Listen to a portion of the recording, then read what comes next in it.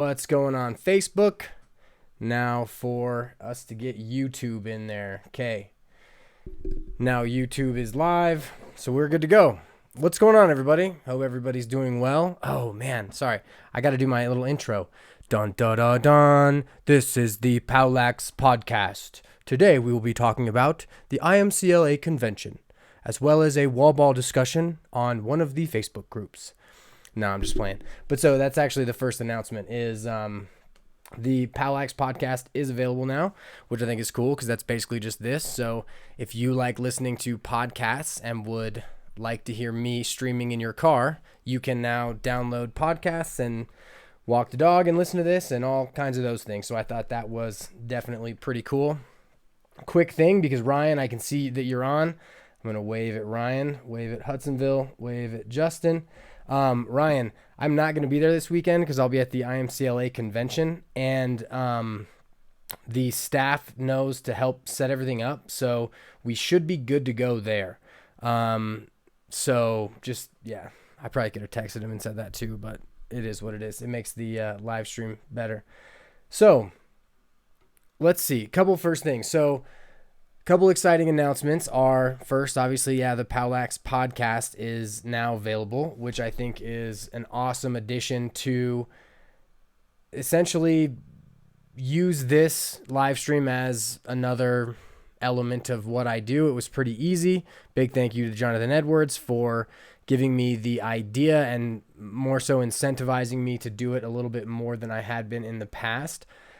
Other than that, there's a couple new announcements for POWLAX. So first, I've gotten rid of, so you can no longer become a patron at the $1 and $3 tiers. So just a quick explanation. So one of the things that I do is I create videos for coaches to watch so that they can get an understanding of lacrosse. And there's tons of different topics. There's offensive transition, defensive transition, full offensive sets, new two-man game video. Some of them are a little bit outdated. I do need to update some of them, but I create all of this content for free so that all coaches around the country can use the content. And so my big ask for this podcast, if you're listening, for the live stream, if you're watching, is to just share any of the videos that you find valuable.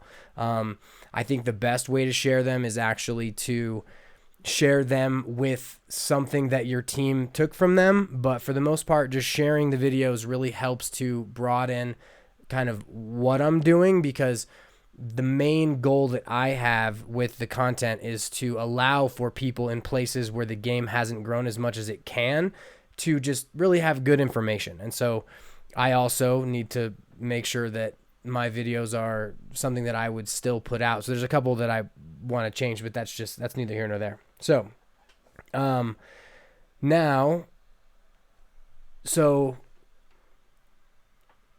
the first thing for the podcast, and I'm like stopping. I got to look back at my notes. So basically the new idea for Patreon. Oh, so that's what I was explaining. So on Patreon, essentially you can get access to the playbook PDFs that I have created in order to make the video. So originally I created the videos and I just created a template, and I would just say what's on the template and I would make the videos with that.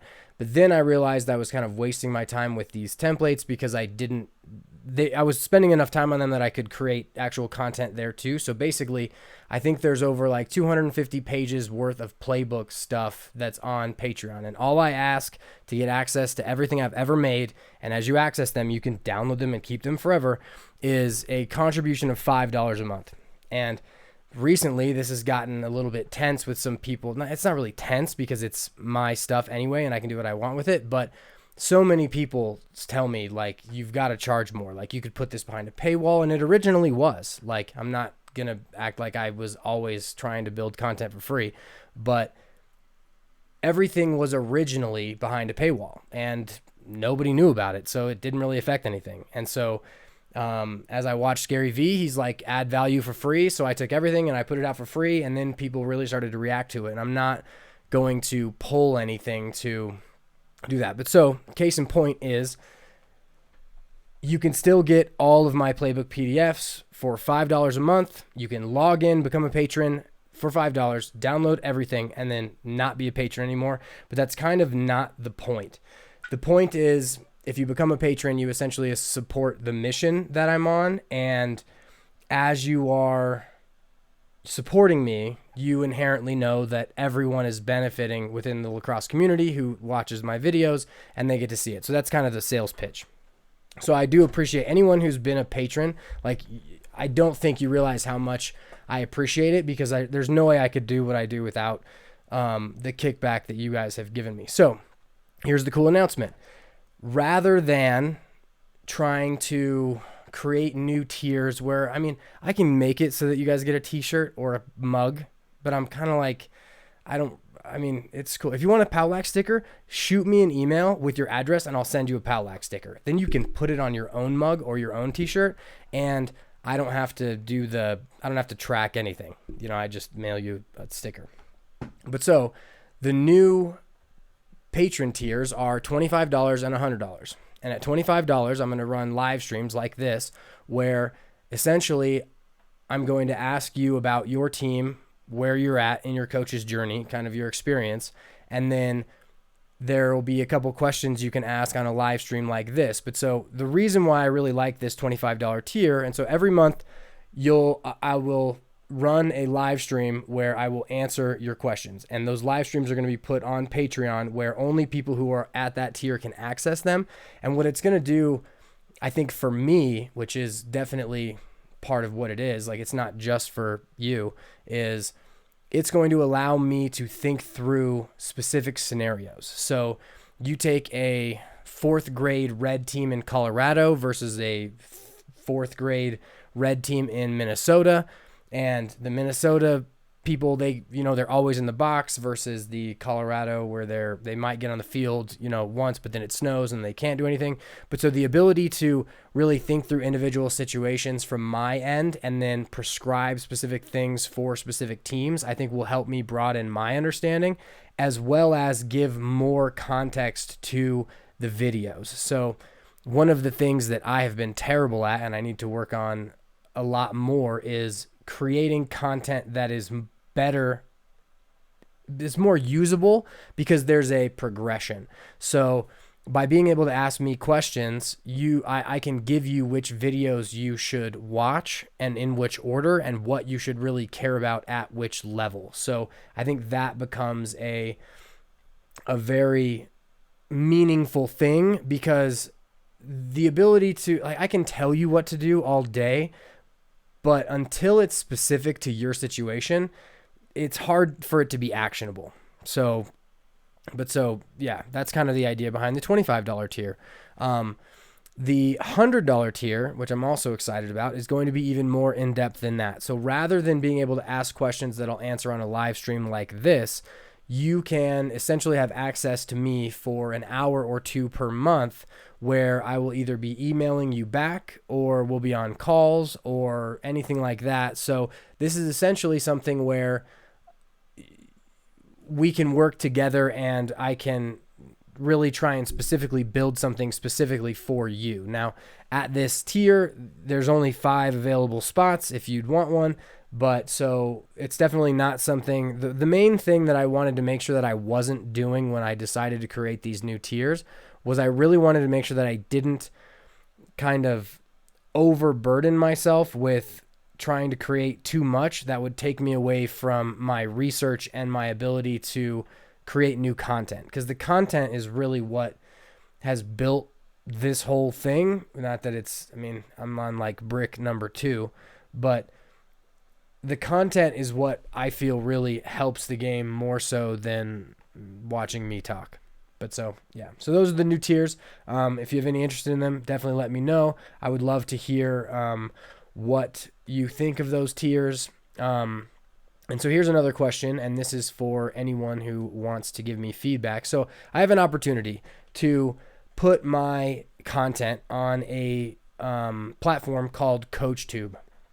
And a couple people have reached out to me about it, and essentially what this would be is I would put all my content on CoachTube for free, but most of the content on CoachTube is not free. So essentially my 90 videos or whatnot would go, and they would all be their own individual thing within this CoachTube platform. Now, the thing that makes this different is that the video will be free, and then access to individual pages within the PDF will be free, but each video and PDF combination will have a price. So essentially, whatever I feel that price would be without the membership idea through Patreon. I'm very hesitant to do it because I feel like there's this thing where if someone found me through CoachTube and then prescribed to this video and then ended up finding out that they could have gotten all that same stuff for $5, that they'd be upset, and I can totally understand that. And so it kind of doesn't feel right to me. But on the other hand, there's all the people in my ear that are like, you should charge more for this. Like, don't. So one person put it like, this is a complete disservice to what you do and your knowledge and how that is. Like, it's a disservice to me and my stuff for putting it out there for everybody. But on the other hand, I think that it'll come back to me as the sport grows. I think that lacrosse has been a gift that was given to me through my brothers and through my family, that was gifted to us through our ancestors and the native people. And I think that my ability to help grow the gift of lacrosse for anyone else who is willing to put in the work to try to do it, that is good enough for me. Now, who knows? Maybe my U8, U10, U12, U14 playbooks, those will be behind some other paywall, but I'm just trying to figure out what that is. But so the exciting thing is that you guys get access to me if you want to become patrons at those levels. That was way too long of an announcement. So there's my little sales pitch. Now let's get on to the real stuff. So the first thing I'm going to talk about is the IMLCA Convention. And I am geeked out for this. I cannot wait. I really, really hope that the storm that's coming tomorrow doesn't come in too early, because the storm that's coming in, I hope it's a little one. I just hope my flight can get out of Denver, because it would be very upsetting if I can't get out of Denver, because the IMLCA Convention is going to be sweet. So what it reminds me of, because I went to LaxCon 1 year, and it was the 1 year that it snowed 2 feet in Baltimore, and we were all, you had to trudge through to get there. But so everybody left. Like not everybody. The expo was pretty cool. There were a lot of people there, but for the most part, when usually it apparently was like packed where you could barely move, this year it was wide open. There weren't very many people at any of the events, and it was because it had snowed 2 feet, like clearly. And it was a blast. It was a lot of fun. Thank you, Dan Warfield, for bringing me then. It was cool because Dan invited me to go and basically hang out with all of the people at Rocket Pocket. And this was back before Flip had passed. And so I got to hang out with Flip and Mike, and it was really cool. And so big shout out to all of them. But it wasn't the experience it wasn't a true LaxCon experience. And this new experience is going to be even better, because this is not for this expo. I feel like this isn't as much for the lay fan. I feel like the IMLCA convention is for coaches. Like, it's specifically for coaches. And so essentially the first day, as everybody gets there, there's all of these interleague meetings for NCAA, D1, D2, D3, NAIA, all of these things. So all of these amazing people and coaches who've put so much work in are going to be there and doing all these presentations. So here's what it reminds me of. I remember when I was 10, my dad took me to, I might have been 10, I could have been 8, I don't know. Either way. So when I was 8, my dad took me to Lax World for the first time. And I had seen the Bacharach magazines. I had seen all of the pictures of all of the stuff, from the catalogs and whatnot that were really huge back then. And walking into Lax World was the coolest thing ever. I was amazed by how much lacrosse stuff there was. And there were people, not people, but I mean, it was totally empty because it was on some random Wednesday, but it was like a kid in a candy store, but it was a kid in a lacrosse store. And it was so exciting because there was so much, your mind just starts going in all of these directions of how fun it would be to play with this stick, or check out this helmet, or, hey, look, this is the attack t-shirt I saw in this magazine. Like, oh, I really want this. Like, and it's so exciting to actually go see those things in person. And now as a coach, going to meet all of these amazing coaches and these people and get to experience it live and kind of like see what other people are thinking about. Now I'm a kid in a candy store again, and I'm so excited to go and do it. So my goal throughout this weekend is to keep everybody updated kind of on my experience. So I'll be doing that through Instagram, probably through Facebook. I'll have little updates here and there. And the very cool thing about it is that I don't think I'll feel bad about doing that, because, you know, there's a thing on being in the moment. And one of the things I'm very grateful for is that by going to the IMLCA convention, I'll have access to all of the videos from the presentations. And I'm grateful for that, because when I don't have access to video later, I feel like I have to take down all of these notes, which takes me out of the actual situation of where I am. So I'm excited to be able to be very in the moment. I'll also update you, but it's going to be something that's extremely exciting. And so as we go through this, I just kind of want to list off some things that are going to be cool. So the first thing, and I am going to miss this, but I think it's very cool, is so I've written down some of the things that I made note of. And a cool thing about the IMLCA convention is that they have an app, and within the app you have a schedule, and you can set reminders for what you want to go to through this app. And that is incredible. So the first thing that I'm going to miss is actually John Gordon. And if you don't know who John Gordon is, he is an author. I believe, I don't think he wrote the Red Bandana one. I think he wrote Energy Bus. I think either way, he wrote a bunch of books, coach-wise books, kind of like mentality books that are incredible. And so he's doing a kind of kickoff presentation. That's tomorrow. I'll probably still be in the air, or I'll be in a Uber to the hotel. But that's cool. Then they have a bunch of people that night talking. I guess it's Outside the Lines. I don't know what that is, but they've got a bunch of people talking through that. And I'm pretty sure that's, just the idea of outside the lines means they're going to be talking about all the stuff around the sport that impacts just as much as the actual sport does, which is part of what I really enjoy about coaching. I think that that's something that is very hard to do in certain circumstances, because you have to make the time to connect with the players. Then they've got the Coach Huntley Pro Night, which I'm pretty sure that Lax Sportsnet will be doing, but so I'll be in the stands for that. So definitely, hey, I'll be there. So maybe you'll see me as these pro and professional coaches and people are talking through whatever their topics are about. Then I believe this is the next morning, but they have breakout sessions. I don't know what breakout sessions are, but they have, I guess it's D1, D2, and D3 breakout session. I don't know what these are. If they're like examples, like basically the live demos, that'll be sweet. The expo starts on the next day, so that's going to be Friday, I believe. Then here are some of the other presentations that I want to go see. Transitional identity.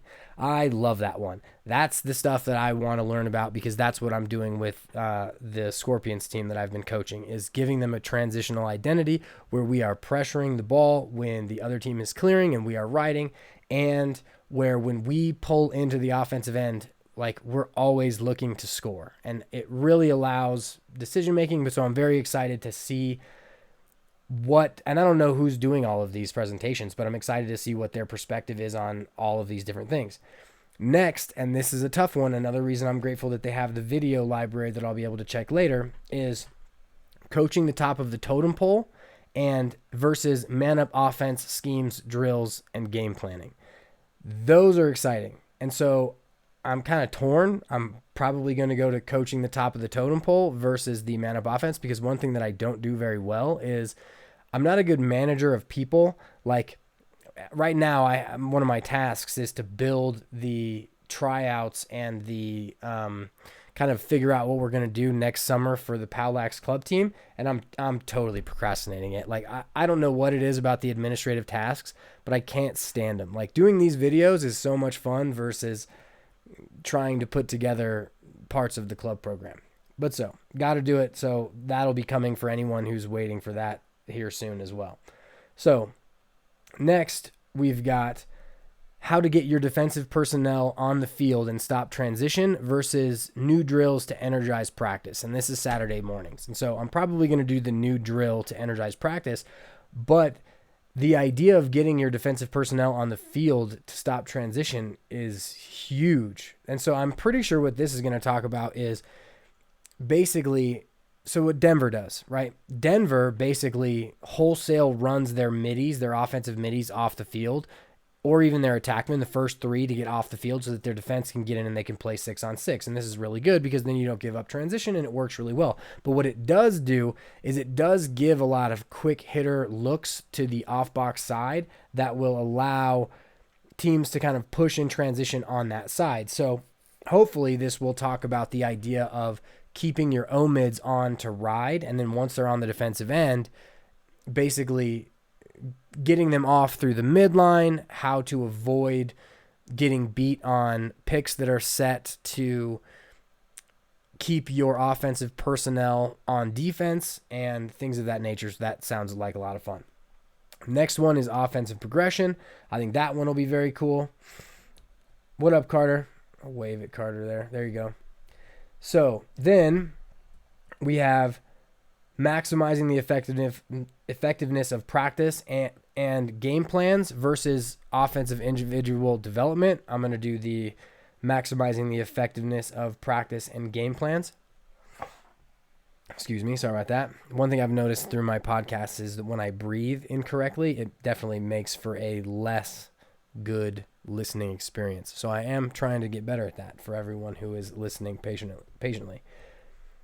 The next one we have, and I don't know who POWLAX is, but this is the reason that I put this one at the end. There are a bunch of other ones, and I might as well mention the PLL Live Demo now. So on Saturday night, there's going to be a PLL Live Demo.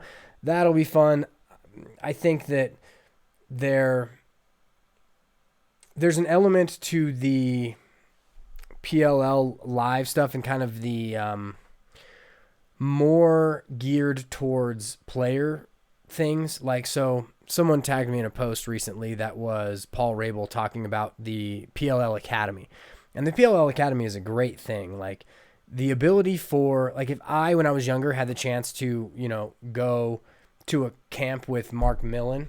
By the way, Mark, if you're watching, my brother gave me a thing from the Team USA played Team Canada at Stutler Bowl in like 1990, and my brother was there and he got your autograph. So I thought that was kind of a cool thing. And so Ryan, if you're watching, that is something for your vintage Lax collection that I think you'd want, which I think is pretty cool. So back to this thing. So I think that the PLL Academy is a great thing, and it's very cool to be able to go and play with and learn from the pro players. And what I remember most about being around pros and mostly watching Mikey Powell and walking with Ryan and Mikey at the DU Syracuse game back when Mike was in college was Mike did this trick where he essentially flipped his stick through his legs and it went rainbowed up over him, kind of like a rainbow in soccer. And then he caught it in front of him and he did it like it was nothing. And, that inspired me. And I think that is the part of the PLL Academy that really, really helps players because they can see it in person. And that's a huge thing. The thing that I feel it doesn't do, and it wouldn't do it anyway, I don't think anyone can do it, is the ability to, that inspiration, that ability to go see your favorite player is only beneficial to the player who will work on their own because of that interaction, if that makes sense. It's at least the way I think about it. So back to the last bit of tandem through the IMLCA convention and what I want to see. So POWLAX has a presentation, I believe on Saturday, that is on the functional and fundamental small-sided lacrosse targets. So what I think that means is that as you are putting players into small-sided games, there are some fundamentals and some targets that they will hit, essentially, that will help to build them. That the understanding of this should allow coaches to let the game go a little more and build games that are designed for specific targets and things, I guess functional and fundamental skills, so that essentially the understanding will allow them to just let the players play. And this leads me right into the next discussion, which is a wall ball discussion. But so that POWLAX presentation about the small-sided games is at the same time as the little things that destroy a defense presentation. So that's kind of a bummer because I would love to see that one as well. And the thing is, I don't know who's presenting any of these.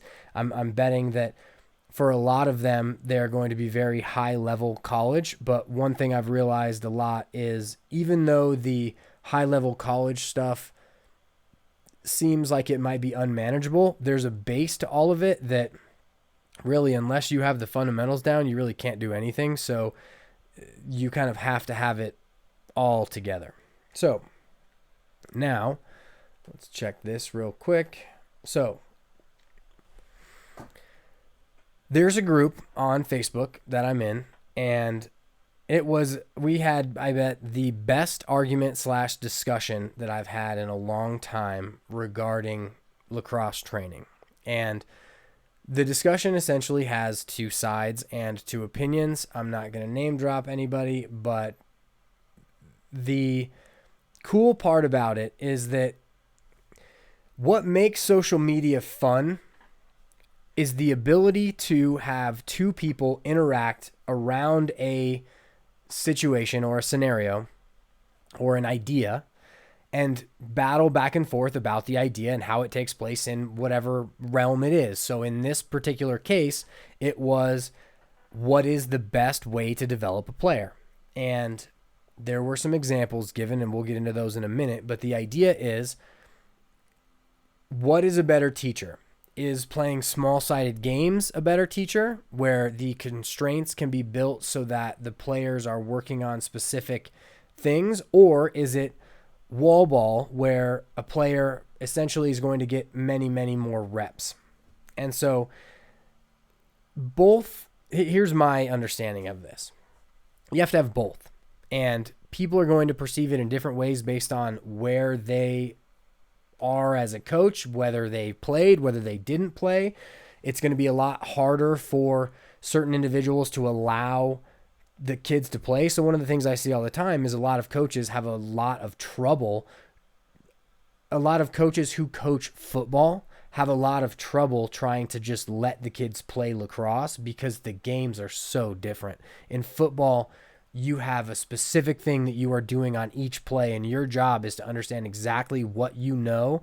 And it's not something where the act of playing is a mystery each time. And that's the thing. So I'm going to give my case for both. And my overall understanding is that both are necessary and both are good. So when I was growing up, I lived on the backside of Smoky Hill High School. If you're at the Walmart, you can see my house. I would actually walk home by jumping the fence there, and now it's actually a field for Smoky, which I think is cool. My mom used to pick up lacrosse balls all the time, so Coach Bowman, that's why we didn't have any lacrosse balls, because we didn't find them. But when my mom was throwing the ball for the dogs, she would find them, bring them in.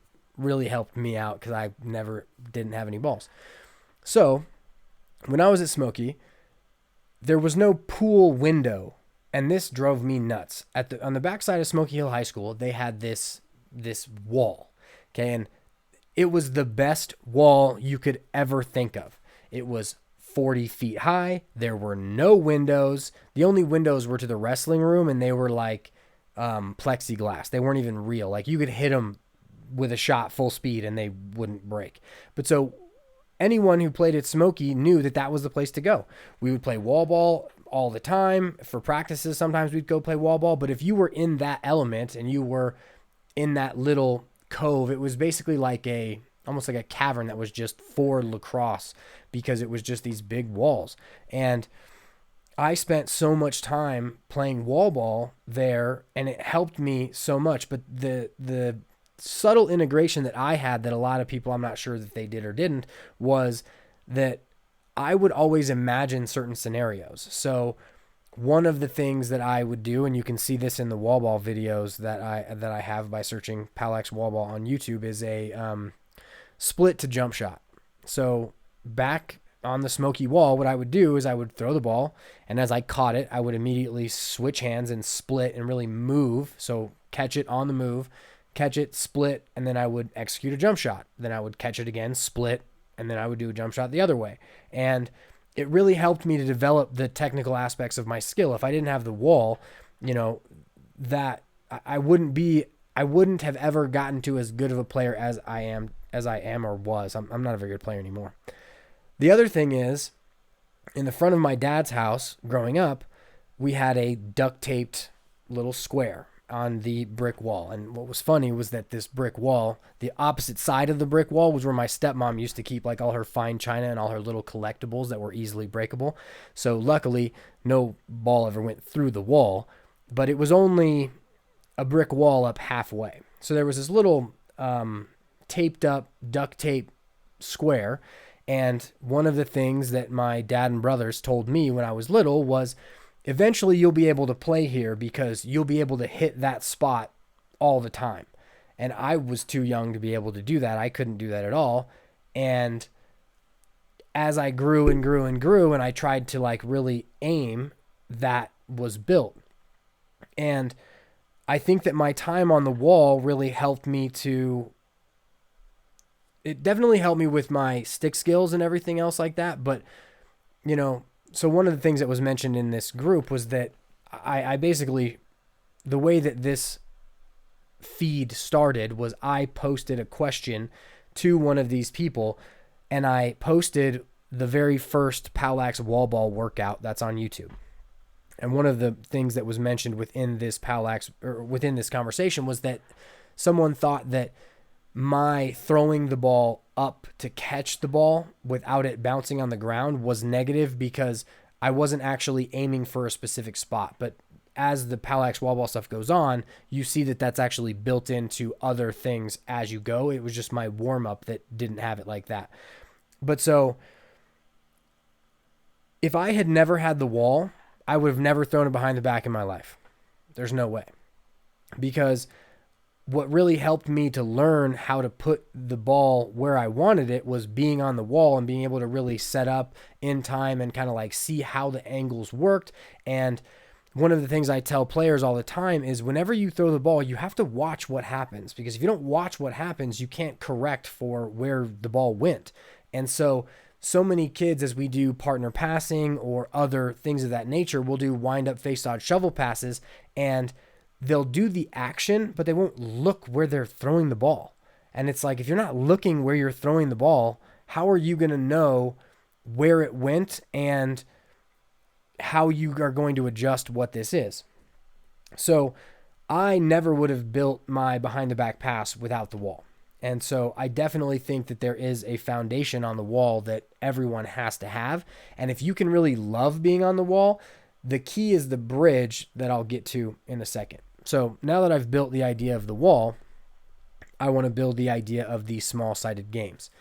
And I'm going to start by explaining the differences. So the idea behind small-sided games is that you're going to learn the skills you need through the context of the sport. So let's say you want to learn inside finishing. Within finishing on the inside, say you catch the ball, you got to fake and finish. A really, really cool thing on the JM3 thing that Jamie Monroe had yesterday, I think in the email, was a face dodge fake. Essentially an inside fake where you catch the ball, you face dodge over, that acts as your first fake, and then you finish from there. And so there's a lot of NLL players, a lot of other players, and it's essentially another way of explaining a type of big pump fake. If you are trying to practice that fake like we do in our box stuff all the time, so in the box tonight with our CT guys, we're going to run wristers for 10 minutes, and we're going to run through righty wristers, lefty wristers, near side fakes, far side fakes, double fakes, and then maybe we'll open it up to twisters behind the backs or whatever else after. Now, if you put that same kid who's on the wall into a game, he might hang his stick and the whole experience of it is different because he's going to have a defenseman on his back. Now, the idea behind the small-sided games is that you're not going to pick it up as well by just standing there and doing it, because in a game you're going to be moving, in a game there's going to be contact, in a game you're going to have to find the location where you're going to cut, and all of these different things that by just practicing on their own don't happen. So the way I think about it is, in order for a player to develop, they have to have an understanding of how the game works. They have to just play the game. Play 3x, play shoe mash, play 7v7, play 4v4, play 2v2. It doesn't matter. Play the game so that it's live. Play the game so that you know, so that you're just in the game. And that's where you're going to make a lot of mistakes. It might not look pretty, but at least they're playing the game. Now, on the problem that I have with just that, the problem that I have with just that is that people don't do that often. It's the whole sandlot idea, and the sandlot's gone. And that's what really stinks. And that's another idea I've been having recently, kind of toying with in my head, is the idea of just creating like a 3x league. Just rent out a middle school and go play 3x, 2 nights a week. I think that would be awesome, because as Jamie Monroe talks about it, he's like, the number of native people is extremely small within the United States, and yet the percentage of native people who become pro lacrosse players is exceedingly high. And he's like, well, why is that? And he says it's because they play all the time. And I would love to ask, and so this is an ask, I'm going to pull this and put this on a thing. I would love to know from native players who grew up either on the res or, in that environment, how much you hit the wall versus playing. So, the Thompson brothers, I've seen the documentary. I know that his dad, they had the board that was on the goal, and they could shoot it, and there was a ball-sized hole that they were trying to hit. Now, was that within the context of play all the time? Was it ever just in playing wall ball? The ability for them to figure it out in play is all well and good, but for most of us, we don't have, I don't have 2 friends to rub together, let alone 6 to play a 3x game. You know what I mean? Like, I rely on everybody else to get everyone together to go down to Wash Park to play, and I haven't even been doing that because I've got dad duties and whatnot. But so the idea that play is what teaches best, I can agree with. I think that it definitely does. My issue is that it can't be the only thing. And if you have nothing, wall ball is going to be an essential thing. Now, the final aspect of the small-sided games versus wall ball debate for me comes into an idea of the U.S. Olympic Training Center and some research that they did. So as someone who studied psych and neuroscience, there is a type of neuron in your brain called a mirror neuron. And a mirror neuron sets us apart from a ton of other animals because ours are more in depth than other animals. So there's a trope that says monkey see, monkey do. And it's based on monkeys. But monkeys don't actually mimic to the level that we do. We can mimic accents. We can mimic, facial gestures. Whereas the whole idea of monkey see, monkey do, which is also, what's it called? I'll remember it in a minute. But so that whole idea is that as we see something happen, we cringe. We feel what they feel, and the same neurons fire that would have fired had we done the action. And so the idea here, and so what the best example of this, and I have to say this, is like, so any dude who watches another guy get hit in the nuts cringes, and it's because we understand that feeling and we see it, but it's not like this is the way that it should be. It's just something that actually happened, and I think that's an important distinction from other animals, or thinking that it's just the way it is the wrong way to look at it. Thinking through the fact that it's there and how to harness it, I think, is the best way to think about it. So within these mirror neurons, if you just imagine yourself doing the action, you will activate the same neurons. So this is something that I hope that all of the players that I interact with do. I need to probably say it a lot more, but before you go to bed, shut your eyes and play out the situation that you want to have. So let's say I'm trying to work on inside finishing like we were talking about earlier. I'm going to visualize myself watching my defenseman's head turn away from me. And I'm going to start my cut right then, or even just a little before. As his head starts to turn, I'm going to start cutting. And then as I'm going through the middle, I'm going to imagine myself seeing the ball in the air. I'm going to imagine myself accepting the ball. Let's say it's a bad pass. I'm going to accept the ball, offside, and I'm going to pull it to my collarbone. I'm going to throw one fake. I'm going to shoot. And the key that I've found that I think is pretty cool is that as you envision the ending, don't envision so much through it. Envision the goal that you want to see. So envision the ball hitting the net if you're a shooter. If you're a goalie, envision the ball into your stick. And so the combination of wall ball, which is basically a set thing where you're not learning the action in the context of the sport, kind of isolates the idea. I think you still have to do it. I think it does help you tremendously. And I think you can get way more reps on a wall than you can say it's a 7th grade white practice where, all the players aren't necessarily very good. You're going to get way more on the wall, but the key is to put yourself in the position in your head of what that's going to be like. And the thing that I've noticed most, and one of the things that really turned me on to the small-sided games and the books that I'm reading, this one. So, let's see, Nonlinear Pedagogy and Skill Acquisition. This is the book that I'm reading now. It was recommended to me by TJ Buchanan, who ran he built the LADM for US Lacrosse, which is the Lacrosse Athletic Development Model. He is now with World Lacrosse, but he is a complete component of it. Has to be built within the context if you have the opportunity. And so, whereas I think that wall ball is I think he thinks wall ball is an essential spot, but so it brings up the idea of if you can only have one message that you tell the world, what message do you tell? Like, the problem with so many people and so many things today is that people don't take the time to address things in depth. And that was what was very cool about this argument that was being had on this specific group, was that everyone was so passionate about their own view that they were able to expand out on why they thought what they thought. I feel like that's being lost. And I think that the long form discussions of what those things are can create an environment that is much better than something that, just the meaningless little things, like you have to have a discussion where you actually get into all the fine details. And that's what this was. And the funny thing is that through Facebook, the thing that I heard, the thing in this discussion that happened most often was people saying, I'm not saying that you're wrong. I'm saying that it's both. And that I disagree, like I agree to disagree. And then the other guy says, I agree that we disagree.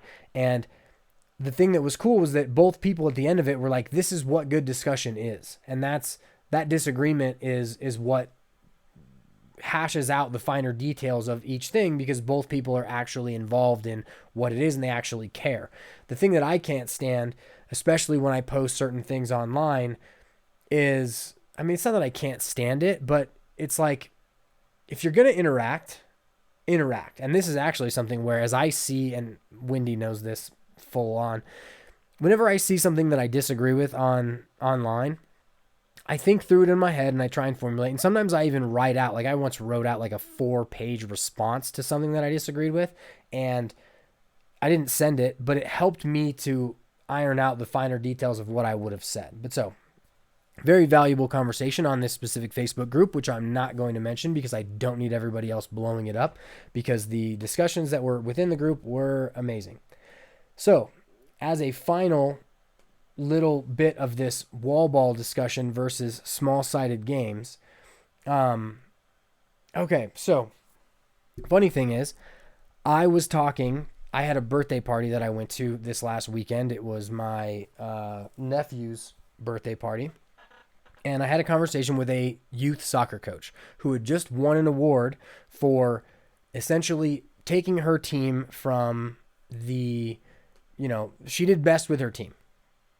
And so as we began discussing this, I'm like, yeah, no, I coach youth lacrosse. And, I think the best thing for the kids is to make sure that they just play. And I think that that's the key, is that if you don't have an understanding of how the game works, you're not, or what it feels like to be in the game, you can't put skills into something that's not there. However, for me, when I built all my skills when I was like from 6 to 10, I didn't even play organized lacrosse till I was 10.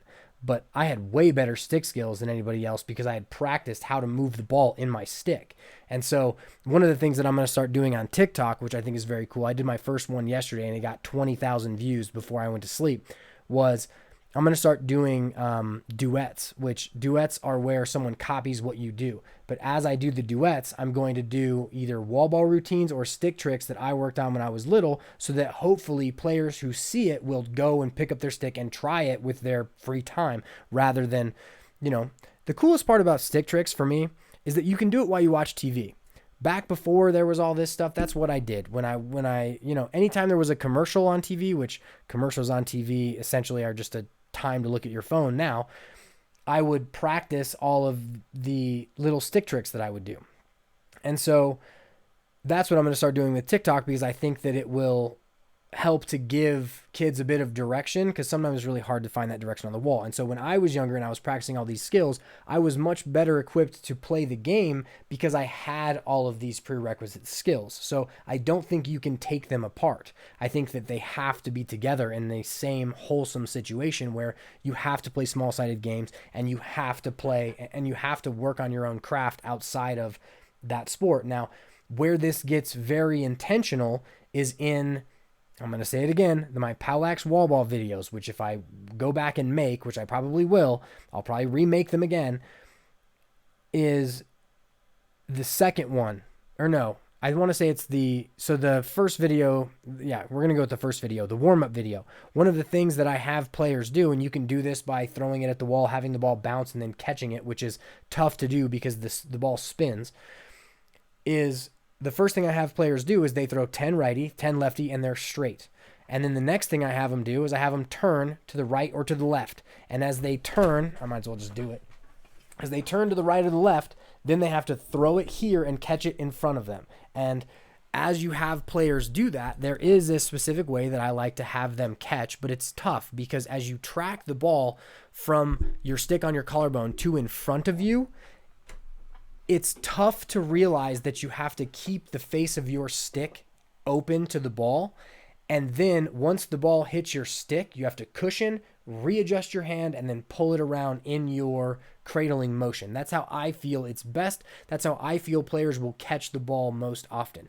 Now, there are some players who what they'll do is they'll track the ball over to the opposite side, and then when they catch the ball, they'll bring it back the same way they came. And I don't think that's as efficient as the other one. It can be more efficient if you do it as often. But so what some of these people would say is your ability to learn that skill is only valuable within the context of the game. I would disagree.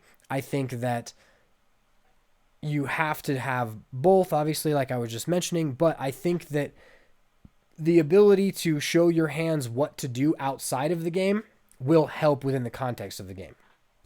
That's the basic idea, at least. And so let's see, we went through all that. So we went through, when I was younger, I was a lax fiend, yada, yada, wall ball time. It's how I learned how to do behind the backs. So the mirror neurons point. The best thing that I think that helped me a lot, and that I think a lot of people can do and can get their kids to do, is to have them envision the game. Have a vision for the game, have an understanding of kind of what it's like. And so I'm going to take you back to another thing at Smoky Hill High School. And I'm sorry to the freaking tennis coach. Like, I get it. We screwed up your fence. But so back in 2001, 2002, when I was in high school, and we would go up to, I graduated in 05 for all of those who want to date me. Not date me like that. Come on, bro. What are you talking about? That's how my head works. Sorry. Who want to put how old I am on paper. Basically, there's this, so between Smoky Hill and Laredo, there's a big parking lot on Smoky Hill, and then there's Laredo, and in between them there are tennis courts. And between two of the fields and the tennis court, there's this big hill that leads up to a little flat part. And on that flat part, we used to have a lacrosse net there that everyone would meet after school, and we would play all the time. We'd play things like 1v1v1v1v1v1v1, where everyone was against each other and you had to hit the pipe, or we'd play 4-on-4, or we'd play 5-on-5. And as I went up there a lot, sometimes in the snow or whenever, there was a lot of time where I was just alone. But so the cool thing about this space was that there was a fence, and then we had a goal, so we would shoot and we wouldn't lose all the balls to the fence. But so everyone at Smoky Hill who was dedicated to lacrosse was always there after school, was always practicing. And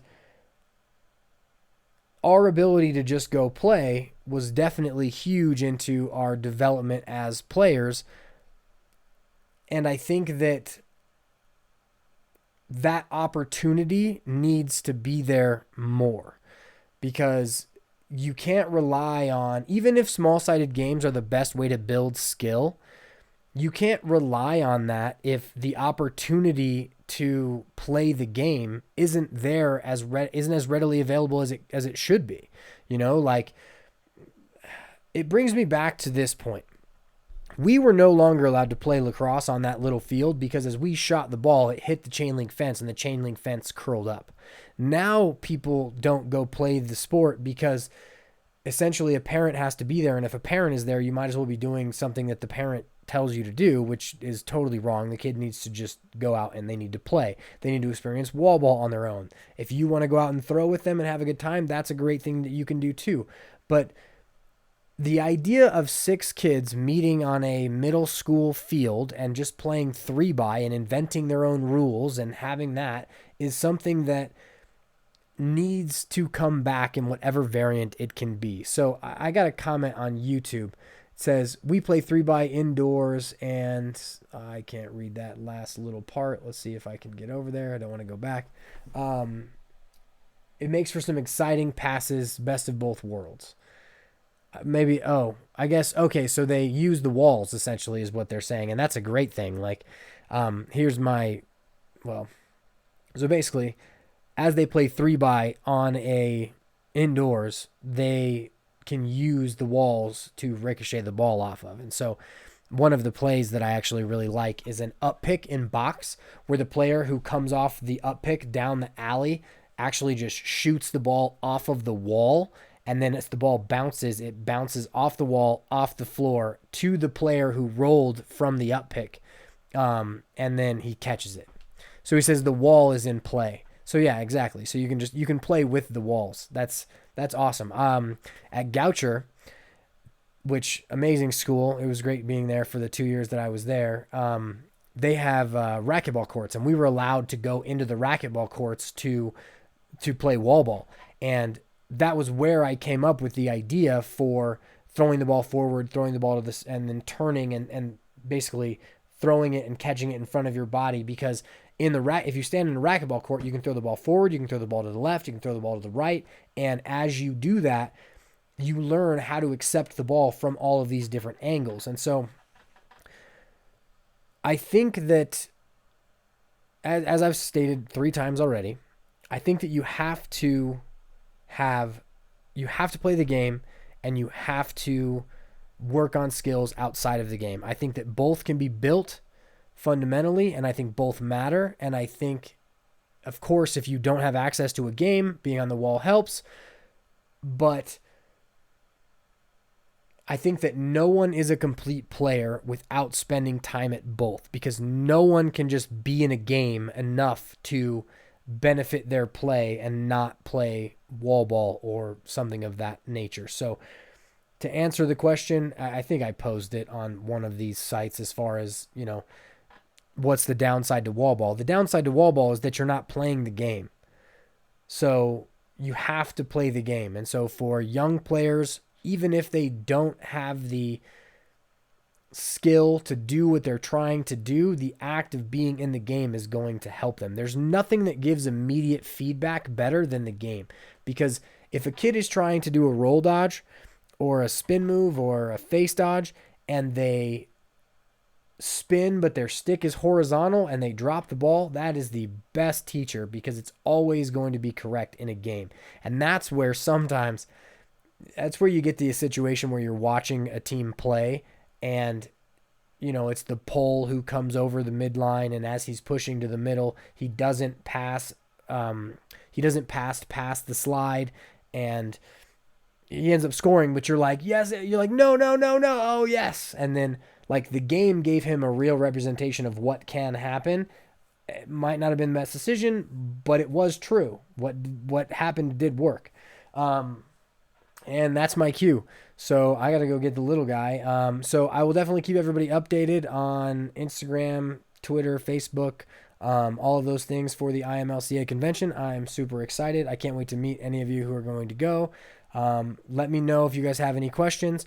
Last little plug is definitely check out the new Patreon tiers. I think I'm going to be doing one of the live streams probably Monday or Tuesday next week.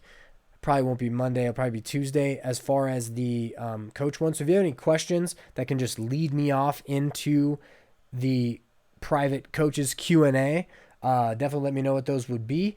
If you want to have my help in organizing for your spring season or kind of helping you get off to the right track, you can join the top tier on Patreon. Also, because I mentioned it a bunch, definitely go back and look at the POWLAX wall ball sessions and all of the POWLAX YouTube content.